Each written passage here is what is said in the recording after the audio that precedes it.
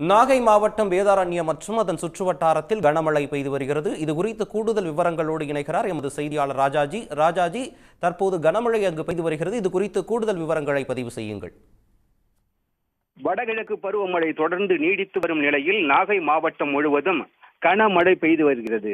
அதனால் வேதாரண்யம், கோடியக்கரை, ஆயக்காரன்புரம், கரியாப்பட்டினம், செம்போடை, தலைஞாயிறு, தாணிக்கோட்டகம் போன்ற சுற்று வட்டார பகுதிகளில் நேற்று இரவில் இருந்து மழை பெய்து வந்த நிலையில் தற்போது வேதாரண்யம் சுற்று வட்டார பகுதிகளில் கருமேகங்கள் சூழ்ந்து கனமழை பெய்து வருகிறது.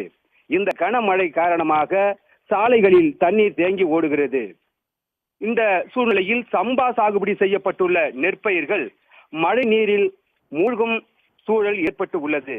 இதனால் விவசாயிகள் கவலையடைந்து உள்ளனர்.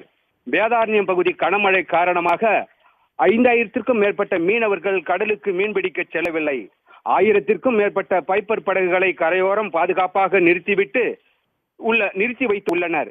இதே போன்று வேதாரண்யத்தை அடுத்து உள்ள அகஸ்தியன்பள்ளி, கோடியக்காடு, கடினல் வயல் ஆகிய ஊர்களில் உள்ள 9000 ஏக்கர் உப்பளங்கள் மழை நீர் சூழ்ந்து உள்ளது. இதனால் உப்பளங்கள் கடல் போல் காட்சியளிக்கிறது. கனமழை காரணமாக பொதுமக்களின் இயல்பு வாழ்க்கை பாதிக்கப்பட்டுள்ளது.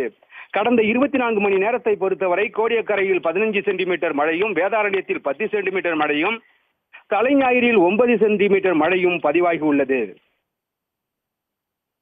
உங்களுடைய விரிவான தகவலுக்கு நன்றி ராஜாஜி. உடனுக்குடன் செய்திகளை தெரிந்து கொள்ள சன் நியூஸ் பெல் ஐகானை கிளிக் பண்ணுங்க.